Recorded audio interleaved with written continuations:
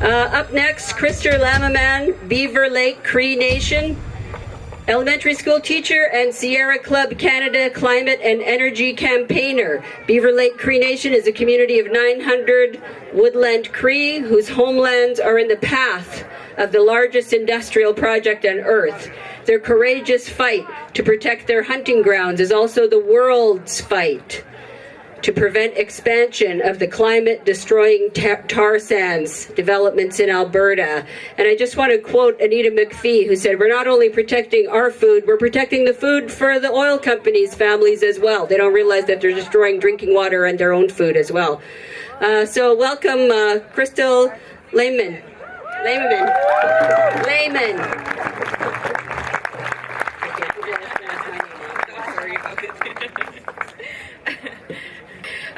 Dansa, miasin, bonapitigi, sagaw, kakio. Hello and good afternoon to all of you. First of all, I want to say that I'm thankful to be standing on the territory of the original peoples of this land, Anutskagi, Sagak, today. Thank you for welcoming me to your territory.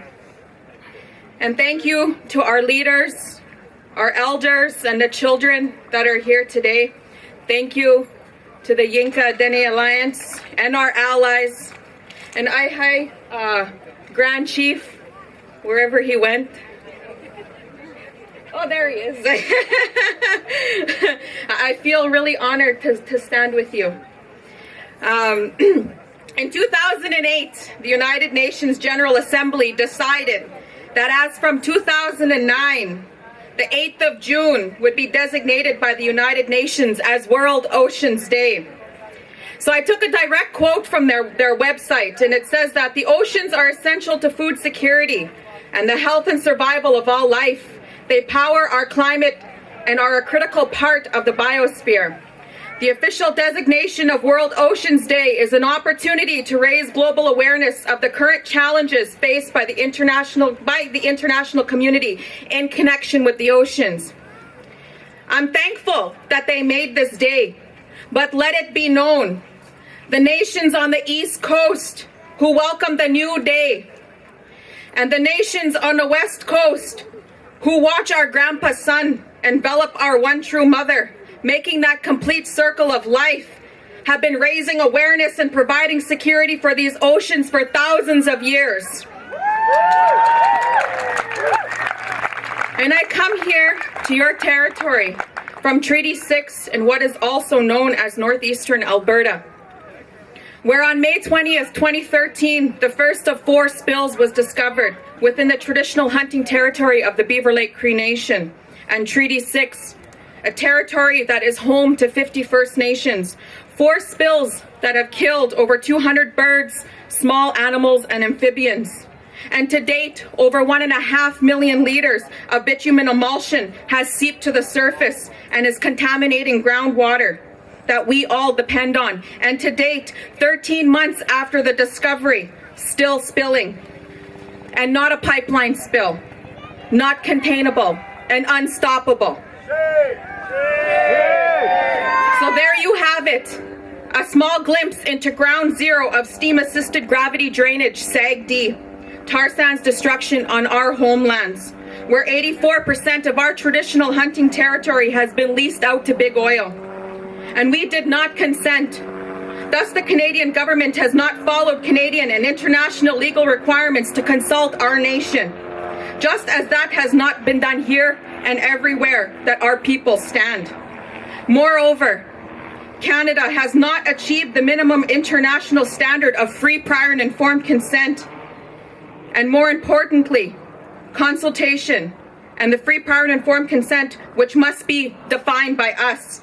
And such processes must not be prescribed by the brass hands who are making willfully ignorant decisions with real life consequence. Article 32 of the United Nations Declaration on the Rights of Indigenous Peoples states that Indigenous peoples have the right to determine and develop priorities and strategies for the development or use of their lands or territories and other resources.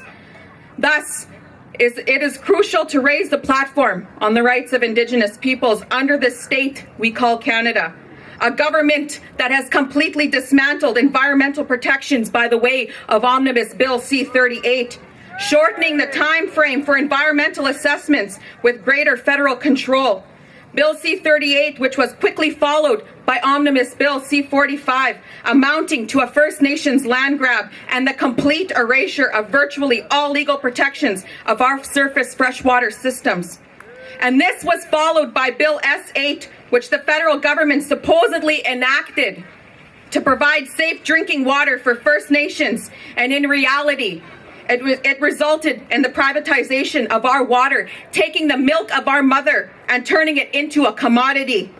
Our people would be forced to pay fees for clean water due to this government's attempt at trying to sell what was never theirs in the first place. And I fear that the stories of our old people skimming the top of the water and taking their dipper from their backpack and drinking that water will become just that.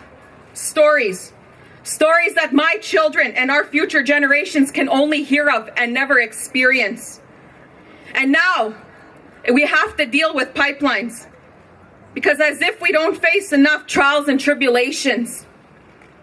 Harper, if you and your government are trying to break us, you're failing miserably. Because all you're doing is making us stronger. Our people will not take this lying down. We meant it when we said enough is enough, no more. This pipeline is an ecological and environmental risk, but it's also a stupid risk. This is a really stupid idea. And it's time to remind the governments that there's this document that exists.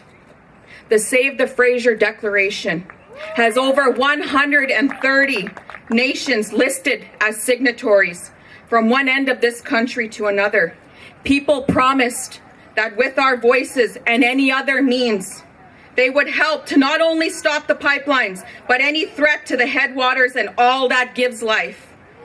And you here on this unceded territory, you are all at an advantage, because you remind those of us in the numbered treaty areas that we have those historical treaties, the ones based on relationships and sustainability and original jurisdiction.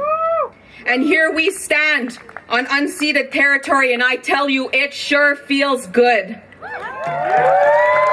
And it's time that our people return to the thinking based on natural law and the alignment with our Creator and those creation stories. And it's time to assert our right to self-determination as a sovereign nation. And it's time to remind this government that it does not have the right to covet our air and our water. Canadian citizens, this does not exclude you.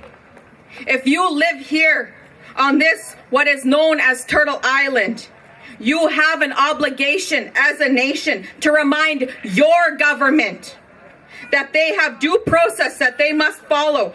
Thus, they have a duty to consult, but to remind them that does not include those systems of manufactured consent. This is an everyone movement, and if you are a living, breathing, walking being, this fight belongs to you. I see you. You are here. And because you are here, you get that. And for that, I and my children thank you. In our communities, or wherever it is that you are, demand systems that are founded on our right to self-determination and our permanent sovereignty over our traditional lands, territories, and resources, forests, water, and everything that sustains life for the future generations. And so I'm going to leave you with this, and it comes from the Lakota people. Honor those who come before us, meeting the needs of the present generations, not compromising the future so that the coming generations are able to meet their own needs, and guide our vision and renew each cycle of life. Because we are here, and we are not going anywhere. And so I say this, hey, Harper, even if you yell yes, the echo you will hear is no. Taga, Tatamanan, all my relations.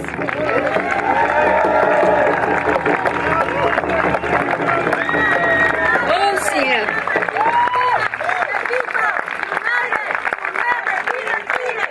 People united will never be defeated.